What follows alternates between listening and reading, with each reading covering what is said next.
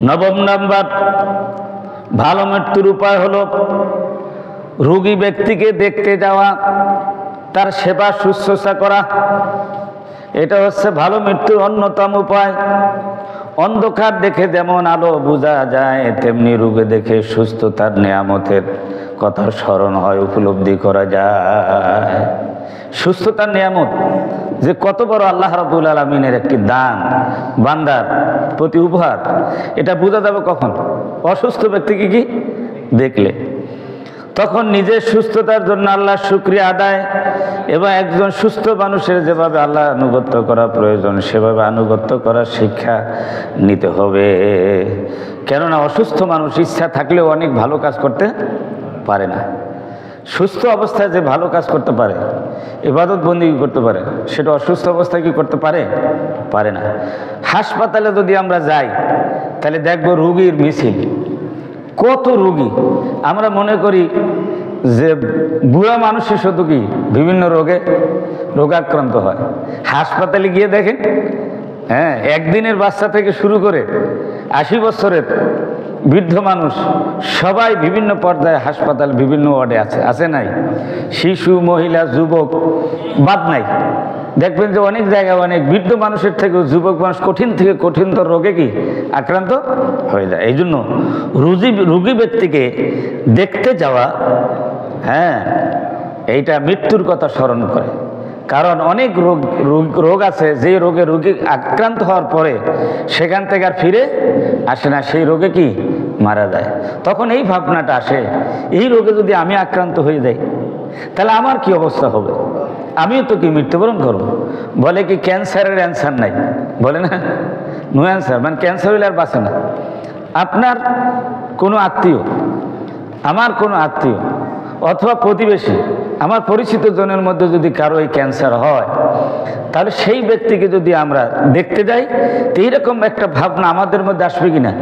আল্লাহ না করুক এই ক্যান্সার যদি আমার হয়ে যায়, আমার স্ত্রী হয়ে যায়, আমার সন্তান হয়ে যায়, তাহলে আমাদের কি উপায় হবে? সারা জীবনের সঞ্চিত সমস্ত টাকা পয়সা ধন সম্পদ ক্যান্সার রোগীর পিছনে খরচ করেও তাকে বাঁচাইতে পারে না। বাঁচানোর একমাত্র মালিক কে? আল্লাহ পাক। সুতরাং এই মৃত্যুর কথা কি হবে? স্মরণ হবে। এই জন্য রোগী ব্যক্তিকে দেখতে যাওয়া আল্লাহ রসুলের নিজে উদুল মরিজ ও ফুকুল আনি, হ্যাঁ, ও আতিমুল যায়, ক্ষুধার্তকে খাদ্য দাও, বন্দীকে মুক্তি করে দাও, আর অসুস্থ ব্যক্তিকে তোমরা দেখতে যাও, তার সেবা শুশ্রূষা করো। এটা আল্লাহ রসুলের কি নির্দেশ। আমার ভাইরা, এই জন্য রোগী ব্যক্তিকে দেখতে গেলে মানে সুস্থতার নিয়ামতের বেশি বেশি স্মরণ হবে, আর বেশি বেশি ইবাদত বন্দেগী করে ভালো মৃত্যুর জন্য প্রস্তুতি গ্রহণ করা সম্ভব হবে। হাদিস শরীফ এসেছে, হযরতে আব্দুল ইবনে আব্বাস রাদিয়াল্লাহু আনহুমা থেকে হাদিস বর্ণিত, তিনি বলেছেন, ক্বালা রাসূলুল্লাহ সাল্লাল্লাহু আলাইহি ওয়াসাল্লাম, নেমাতানে মাকবুলুন ফীহিমা কাসীরুম মিনান নাস, আস-সিহহাতু ওয়াল ফারাগ। রাওয়াহুল বুখারী। বুখারী শরীফে বর্ণিত হাদিসে রাসূলুল্লাহ সাল্লাল্লাহু আলাইহি সাল্লাম বলেছেন, আল্লাহ পাকের দুটি সেরা নিয়ামত, অন্যতম সেরা নিয়ামত, এই দুইটি নিয়ামতের ব্যাপারে বহু মানুষ ক্ষতিগ্রস্ত হয়, প্রতারিত হয়ে যায়। এই দুইটি নিয়ামত যথাযথভাবে প্রয়োগ করতে পারে না, ব্যবহার করতে পারে না, তার থেকে উপকার নিতে পারে না। কিন্তু নিয়ামত দুইটা প্রত্যেক মানুষের আছে। প্রত্যেক মানুষকে আল্লাহ পাক এই নিয়ামত কি দিয়েছেন। সেই নিয়ামত কি? আস-সিহহাতু, এক নাম্বার হলো সুস্থতা, এই সুস্থতা। আর দ্বিতীয় হলো অল ফারাগু, অবসর সময়। আচ্ছা বলেন, সব মানুষ কি একদম সবসময় অসুস্থ থাকে? অসুস্থতা আসে খুব কম সময়, আর বেশিরভাগ সময় কি থাকে? সুস্থ থাকে।